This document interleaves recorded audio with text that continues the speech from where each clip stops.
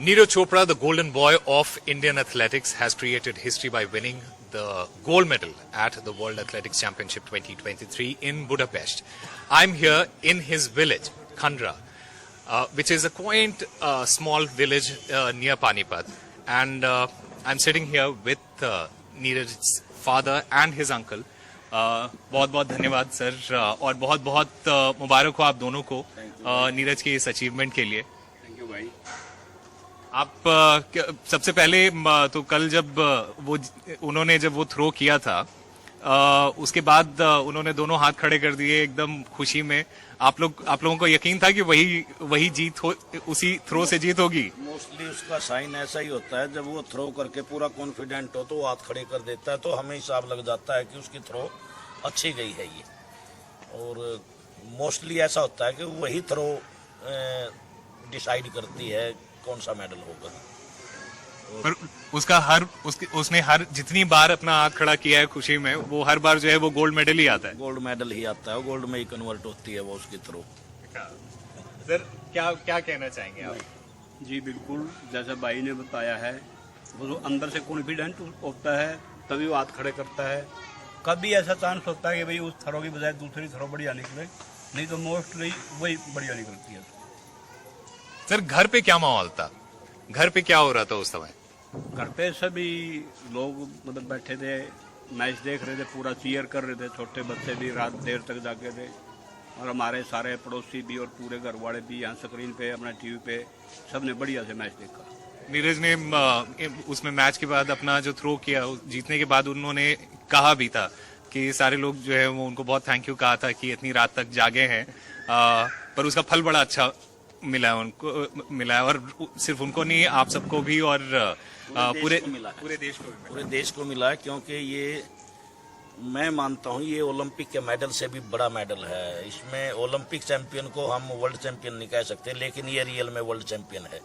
विश्व विजेता जिसको बोलते हैं, ये यही मेडल ऐसा है जिसमें वर्ल्ड चैंपियन बनता है।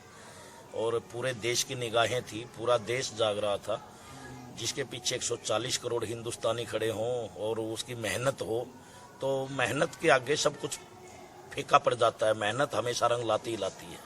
पिछली बार इसी टूर्नामेंट में जो है उनका सिल्वर था, वही सिल्वर कहीं ना कहीं उसको चुभन दे रहा था। उसको पहले भी वो पूरा कॉन्फिडेंट था कि भी गोल्ड मेडल ही आएगा, लेकिन जब उसका पिछले साल सिल्वर आया था तो सिल्वर से ही उसने इसकी बेस बनाना शुरू कर दिया था कि भी सिल्वर को गोल्ड में कन्वर्ट करना है। लेकिन पहले से भी कोई बयानबाजी इसलिए नहीं करते। मैं एक चीज मानता हूँ, मेरी पूरी फैमिली की बात करता हूँ, मैं काम करने से पहले कुछ बोलो मत और करने के बाद बोलने की जरूरत नहीं रहती। तो उसी मेथड पे काम करते हैं। पहले कुछ नहीं, चाहे कोई कितनी बार भी पूछे, कभी नहीं किसी के मुंह से निकलेगा गोल्ड मेडल लाएगा, सिल्वर लाएगा, ब्रॉन्ज लाएगा। यही निकलता है कि भाई वो अच्छा करेगा, और वो अच्छा फिर मोस्टली प्रभु की कृपा बनी रहे वो गोल्ड में ही कन्वर्ट होता है।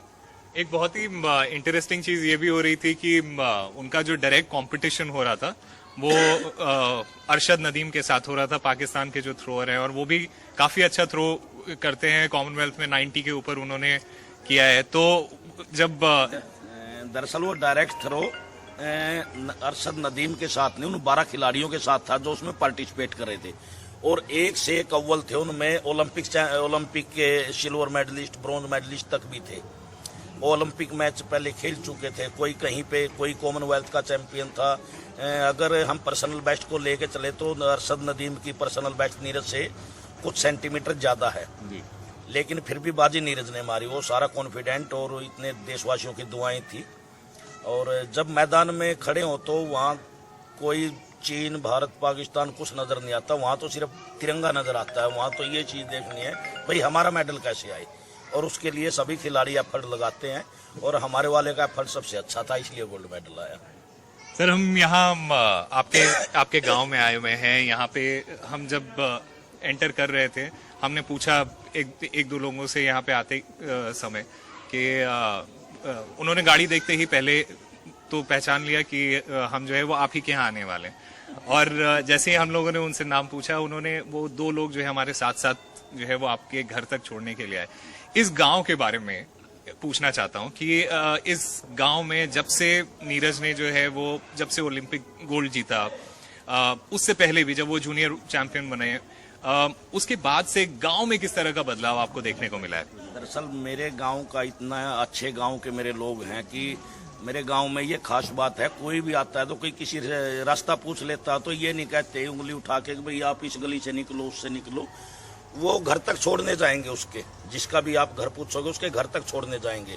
पूरा गांव की आपस में बहुत अच्छी कोऑपरेशन है, बहुत अच्छी ट्यूनिंग है, सब प्यार से रहते हैं। किसान वर्ग ज़्यादा है, सब खेती बाड़ी करने वाले हैं, कुछ नौकरी पेशे वाले हैं और गांव में बड़ा सहज माहौल रहता है, सब आपस में प्यार प्रेम करते हैं। सर एक चीज बहुत ही ये थोड़ा चौंकाने वाली भी चीज है कि बहुत सारे ऐसे एथलीट्स हैं जिनको थोड़ी सी भी सक्सेस अगर मिल जाती है तो वो सक्सेस जो है वो उनके सर पे चढ़ जाती है, पर नीरज के साथ ये कभी नहीं हमने देखा है। चाहे वो ओलंपिक गोल्ड जीत जाए, चाहे वो डायमंड लीग जीत जाए, चाहे वो कोई सा भी कंपटीशन जीत जाए, ये जो क्वालिटी है उनके अंदर वो कहाँ से आती है? देखिए, ये फल वाला पौधा हमेशा झुकता है और नीरज के ऊपर प्रभु हर साल कोई न कोई एक अच्छा फल लगा ही रहा है। किसी भी इवेंट में जाए उसमें वो जीत रहा है तो फल वाला पौधा हमेशा झुकता है। ऐसे ही सेम चीज नीरज की है। नीरज फैमिली से अपनी फैमिली वैल्यूज लेके गया है, सोशल का उसे पूरा अनुभव है, पूरी दुनिया घूमता है। अगर हम उसको वैल्यू करके देखें तो उसका हमारे से तो कई गुना ज्ञान है। वो दुनिया घूमता है, हम एक सीमित से दायरे में रहते हैं, तो उसको पता है हमने इसको मैनेज कैसे करना है। सफलता मिली है तो इसको कैसे कंटिन्यू करना है, कैसे इसको मैनेज करना है, कहाँ पर क्या हमने वर्ड यूज करने हैं। शब्दों का ही खेल है, शब्दों से ही हम अच्छे होते हैं, शब्दों से ही बुरे होते हैं। तो उसको बेहतर जानकारी है उसे कहाँ पर क्या बोलना है और कैसे इसको मेंटेन करना है। और ये सारी चीजें कुछ परिवार से सीख कर गया है और कुछ उसने दुनियादारी में घूमकर खुद सीखा है। एक चीज ये भी है कि उनका जिस तरह से परफॉर्मेंस रहा है और जिस तरह से उन्होंने जैवलिन को जिस तरह से बढ़ाया है, उसका फल हम अभी देख रहे हैं कि आज इस बार वर्ल्ड एथलेटिक्स चैंपियनशिप के फाइनल में 3 इंडियंस थे, 3 भारतीय थे। और मैंने किशोर जेना से भी बात की है और उनका भी यही कहना है कि जिस तरह से नीरज अपने गेम को अप्रोच करते हैं, जिस तरह से उन्होंने मेहनत की है, उससे हम भी जो है वो प्रभावित होते हैं और इंस्पायर होते हैं। तो ये चीज कितनी बड़ी चीज है, ये हमारे लिए ना बड़ी सौभाग्य की बात है। और मैं तो कहूँगा ये भी एक 3 खिलाड़ी खेलना भी एक भारत की बहुत बड़ी अचीवमेंट है। जिस वर्ल्ड स्टेज पे हम कभी क्वालिफाई तक नहीं कर पाते थे और उस एक ही इवेंट में, और वो भी ग्लोबल स्टेज पे जाके एक ही इवेंट में, इंडिविजुअल इवेंट में 3 भारत के खिलाड़ियों का खेलना बहुत बड़ी एक उपलब्धि है। और उस उपलब्धि के साथ साथ उन्होंने वर्ल्ड लेवल का परफॉर्मेंस भी दिया। एक ने अपना पर्सनल बेस्ट दिया, दूसरे की भी थोड़ा 82 प्लस की रही। वहां पर उस लेवल पे जाके पता नहीं किस किस की टांगे कांप जाती हैं, लेकिन उन्होंने वो घबराए नहीं, बड़ा अच्छे से खेले। साथ में नीरज था, नीरज का कॉन्फिडेंस देख के उनमें भी जोश आया और उन्होंने अपना बेस्ट पर्सनल बेस्ट दिया। और मैं एक चीज मानता हूँ, जैसे फर्स्ट टाइम वो गए थे, उनकी जीत को हम मेडल भले ही उनको मिला हो लेकिन मेडल से कमतर नहीं आंक सकते। सही। सर आखिर सवाल ये है कि उन्होंने जो है वो जूनियर वर्ल्ड चैंपियन बन गए, वो कॉमनवेल्थ चैंपियन बन गए, उसके बाद फिर वो डायमंड लीग भी जीत लिया, उन्होंने ओलंपिक भी जीत लिया, उन्होंने वर्ल्ड चैंपियनशिप भी जीत ली। उनसे जब पूछा जाता है कि और आगे क्या बचा है आपके लिए, तो वो कहते हैं कि जैवलिन में जो है वो कोई फिनिश लाइन नहीं होती है। ये चीज, ये जो थॉट है, उसके बारे में आप क्या बताना चाहेंगे?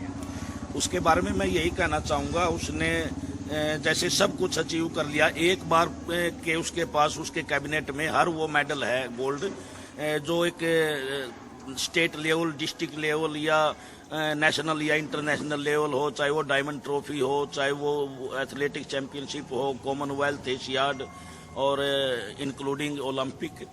उसके बाद भी एक तो भूख ये बाकी है कि उसको अपनी थ्रो का डिस्टेंस बढ़ाना है, और दूसरी भूख ये बाकी है कि इन मेडलों को दोहराना भी है। अभी उसका बिग टाइम आना बाकी है और जिस तरह से वो तैयारी करता है आगे डिस्टेंस भी बढ़ेगा और वो इन मेडलों को एक मेडल की जगह 2 होंगे, 2 की जगह 3 होंगे। जहां तक भी उसकी बिल्कुल फिजिकल फिट रहता है, उसकी बॉडी मेंटेन रहती है, और जब तक वो खेलता रहेगा, मुझे लगता है 10 साल और उसके पास बिल्कुल आराम से ऐसे हैं, अगर वो इजीली खेल सकता है 10 साल, और 10 साल में 3 ओलंपिक आएंगे जी। तो अगर उसका परमात्मा शरीर ठीक रखे, उसकी तैयारियां अच्छी रखे, तो 3 ओलंपिक और खेल लेगा, और मुझे लगता है हर ओलंपिक में अपना बेहतर परफॉर्मेंस देगा। सर, हम हिंदुस्तानी जो हैं वो थोड़ा सा चाहते हैं कि हर बार जो है कुछ ना कुछ और थोड़ा एक्स्ट्रा मिलता रहे, थोड़ा सा जो है वो और ज्यादा मिल जाए, और ज्यादा मिल जाए। अभी जो है वो बात ये चल रही है कि नीरज 90 मीटर कब क्रॉस करेंगे, तो उसके बारे में क्या कहना चाहेंगे आप? मैं एक चीज मानता हूं कि थरो भले ही नहीं 90 मीटर लग रही हो, लेकिन मेडल लगातार आ रहे हैं, और कभी ना कभी तो वो भी लग जाएंगे। जिस दिन उसका लगने का दिन होगा, उस दिन पता ही नहीं लगेगा कब थ्रो हाथ से, कब जेवलिन ने फ्लाइट ली, और कब लैंड किया जाके, और कब वो 90 मीटर का मार्क क्रॉस किया। वो दिन कभी भी आ सकता है। सर, बहुत सारे ऐसे लोग हैं, बहुत सारे ऐसे बच्चे हैं, यंग एथलीट्स हैं जो उसको आइडल मानते हैं और उसको देख के सीखते हैं और वही करना चाहते हैं जो वो नीरज जो है वो कर रहे हैं अभी। आप उन बच्चों के लिए, उन यंगस्टर्स के लिए क्या कहना चाहेंगे सर? जी, नए बच्चे इसे बहुत प्रेरणा ले रहे हैं, और जैसा कि नीरज को भी टाइम मिलता है, चाहे वो गांव का स्कूल है या कहीं की अदर स्टेट में गया है, चाहे उनका स्कूल है या गांव के बच्चे हैं, वो सबसे मिलजुल के मतलब पूछना चाहता है भाई तुम्हारी क्या ज़रूरतें हैं, कैसे पूरी हो सकती हैं, भाई आप लोग भी देश का भविष्य हो, आपने ऐसे मेहनत करनी है। तो उससे बहुत मोटिवेशन मिलता है बच्चों को। काफ़ी बच्चे मतलब मोटिवेट होकर ग्राउंड में जाते हैं। सर, नीरज जो जब किसी से भी बातचीत करते हैं काफी विनम्र तरीके से बात करते हैं, और मुझे पता है कि वो कहाँ से उनको मिला है। बहुत बहुत धन्यवाद एनडीटीवी के साथ बात करने के लिए sir. With camera person Ashwani Mehra, this is Usama Shah for NDTV.